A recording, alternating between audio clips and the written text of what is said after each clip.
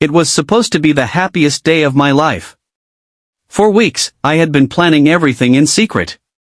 I finally saved enough money for the ring, and tonight I was going to propose to my girlfriend, Lily. We had been together for 3 years, and I believed, with every part of me, that she was the one. I spent the whole afternoon preparing. I set the table with candles, ordered her favorite meal, and even rehearsed what I would say when I finally went down on one knee. My hands trembled every time I touched the small velvet box hidden inside my jacket pocket. It wasn't fear, it was excitement, pure excitement. I left the setup behind and went to her apartment early, thinking maybe I could surprise her first. When I reached the door, I noticed something strange. The lights inside were dim, and I heard the sound of music and laughter. At first, I smiled to myself, thinking she was planning something for me too. Maybe she somehow knew my secret and was about to surprise me as well. But the closer I got, the stranger it felt. The laughter wasn't hers alone, it was deeper, male. I froze at the door, my chest tightening. Slowly, I pushed it open and stepped inside. The sound came from her bedroom. My stomach twisted as I walked down the hallway. My mind kept trying to reassure me, maybe it was the TV, maybe she had friends over, maybe I was overthinking. But deep down, something inside me already knew the truth. I reached the door, my heart pounding so loud I could barely hear. I turned the handle and pushed it open. And in that single moment, my entire world collapsed. Lily was on the bed, her face inches from another man's. Their hands were locked together, their laughter dying instantly as their eyes shot toward me. But it wasn't just any man. It was my older brother, Daniel. The air left my lungs. I felt the small velvet box slip from my pocket, fall to the floor, and land with a soft thud. Time seemed to stop.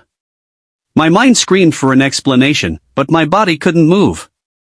"Tell me this isn't real," I whispered, my voice shaking so badly it barely sounded like my own. Neither of them spoke. The silence cut deeper than any words ever could, and in that silence, I knew I had just lost everything in a single breath. The room felt colder than ice, though the air was heavy and warm. I stared at them, waiting for someone to speak, to move, to prove I was dreaming. But they just sat there, frozen, caught in a moment they could never take back. Daniel stood up slowly, guilt written all over his face. "Listen, it's not what you think," he stammered, his voice weak. I laughed, but it wasn't from humor, it was the sound of something breaking inside me. "Not what I think." "Then what is it, Daniel?" "Because from where I'm standing, it looks exactly like betrayal." Lily scrambled off the bed, her eyes wide and wet with tears. She reached for me, but I stepped back, the disgust in my chest pushing me away from her touch. "Please," she begged, "you don't understand. It just happened. Just happened." 2 words that ripped through me like a blade. My girlfriend and my brother, the 2 people I trusted most, reducing my world to ashes with excuses. I could feel my chest tightening, my pulse racing as my thoughts spiraled. Memories of family dinners, nights spent with Lily and Daniel laughing together, every small moment that now looked poison and wrong. Had it all been leading to this? I turned my eyes on Daniel. "You're my brother. My blood. Out of everyone in this world, I never thought you would be the one to stab me in the back." He lowered his head, unable to meet my gaze. His silence spoke louder than any words could. I shook my head, backing toward the door, my body trembling. "Both of you, you disgust me." Lily sobbed, her voice breaking as she called after me. "Wait. Please, don't leave like this. We can fix it." But as I stepped into the hallway, I realized something with terrifying clarity. There was no fixing this. Not tonight. Not ever.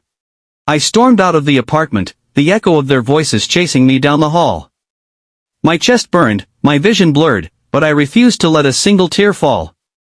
Outside, the night air hit me like a slap, sharp and cold, yet it did nothing to cool the fire raging inside.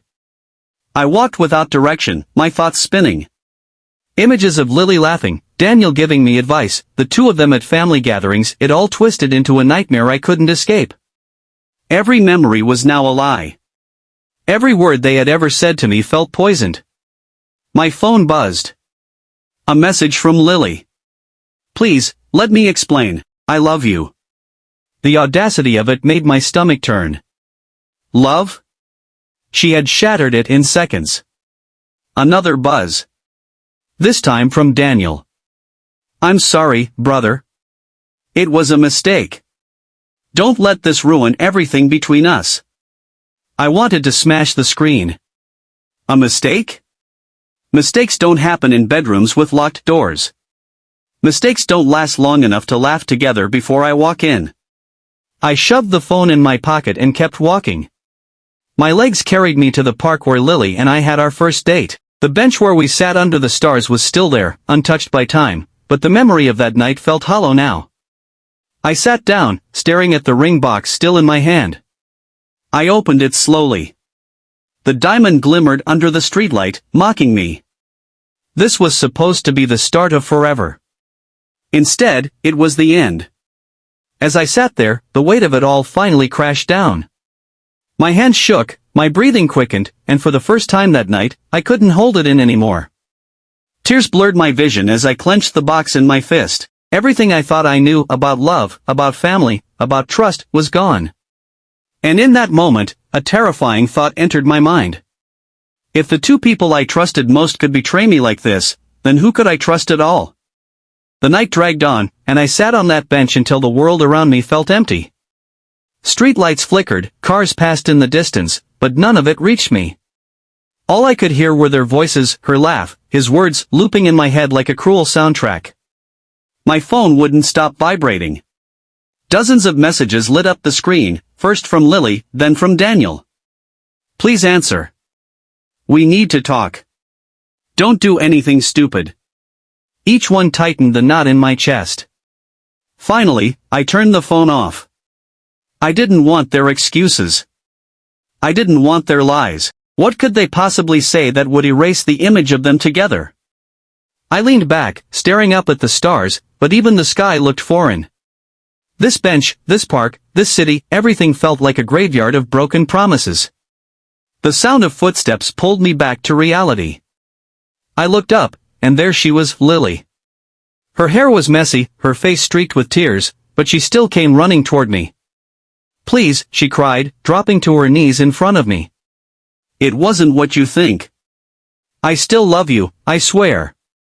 I laughed bitterly. Love? You were in bed with my brother, Lily. Was that your definition of love? She shook her head violently, reaching for my hands, but I pulled them away. It was a mistake. I was weak, and he was there. But it didn't mean anything. You mean everything to me. Her words cut deep. Not because I believed them, but because part of me wanted to. Part of me still longed for the life I had imagined just hours ago. But that life was gone. Do you have any idea what you've done? I whispered. You didn't just break us. You broke me. And you broke the family I thought I had. Her sobs filled the night, but I couldn't comfort her. For the first time in 3 years, her tears meant nothing to me. I stood up, the ring box still in my hand. I looked at her one last time, her eyes wide with desperation. You made your choice, Lily, I said coldly. Now I'm making mine. And with that, I turned and walked away, leaving her crying in the dark. I walked away without looking back. Every step felt heavier, but I knew I couldn't stop.